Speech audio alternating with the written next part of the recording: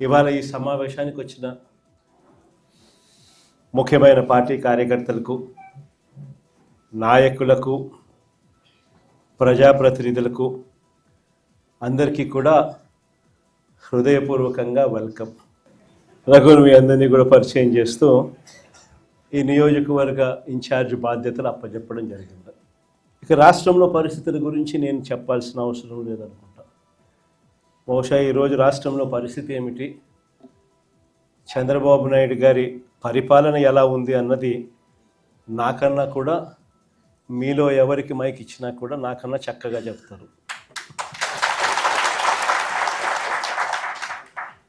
చంద్రబాబు నాయుడు గారు ఎన్నికలప్పుడు తాను ఏం చెప్పాడు, ఎన్నికలు అయిపోయి ఇవాళ 2 సంవత్సరాలు అయిపోయింది.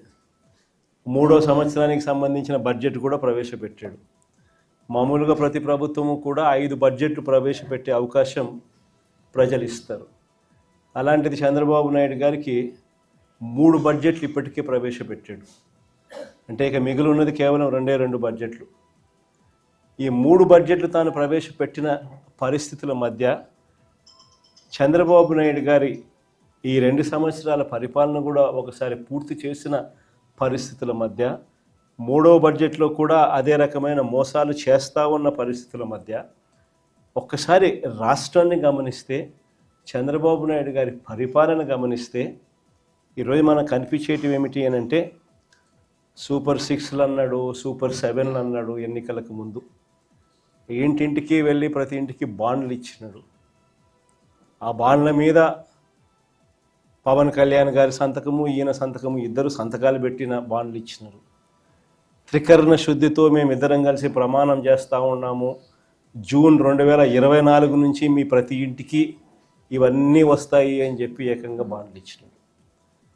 అలాంటి బాండ్లు ఇచ్చి సూపర్ 6లు, సూపర్ 7లు అని చెప్పి ఇవాళ అవన్నీ కూడా పూర్తిగా మోసాలుగానే మిగిలిపోయిన పరిస్థితుల మధ్య ఈరోజు మనం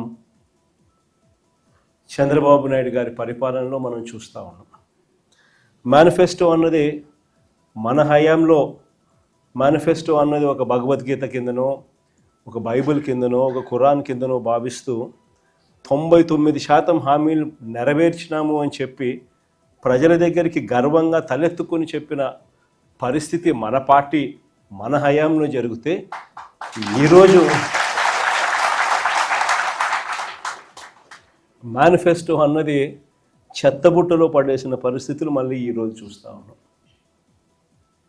కేవలం మారిందల్లా ఒక జగనే. జగన్ ఉన్నప్పుడు పరిస్థితి ఏమిటి, జగన్ లేకపోతే పరిస్థితి ఏమిటి అన్నది మాత్రమే తేడా.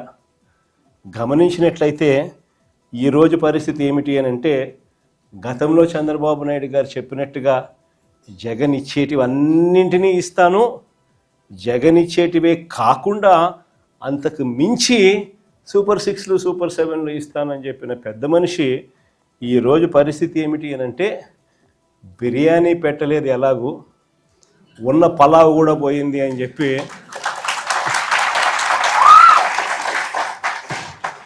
ఈరోజు ప్రతి ఇంట్లో కూడా చర్చ ఇదే మాదిరిగానే జరుగుతూ ఉంది. ఒకవైపునేమో సూపర్ 6లు, సూపర్ 7లు మోసాలుగానే మిగిలిపోయిన పరిస్థితులు, మరోవైపున మన పథకాలన్నీ కూడా రద్దయిపోయి ఈరోజు పూర్తిగా చిన్నాభిన్నమైపోయిన పరిస్థితుల మధ్య గ్రామీణ ఆర్థిక వ్యవస్థ ఈరోజు కనిపిస్తూ ఉంది. విద్య, వైద్యం, వ్యవసాయం, సుపరిపాలన, లా అండ్ ఆర్డర్, సంక్షేమం, అభివృద్ధి, ఇవన్నీ కూడా ఈరోజు తిరోగమనంలోనే కనిపిస్తూ ఉన్నాయి.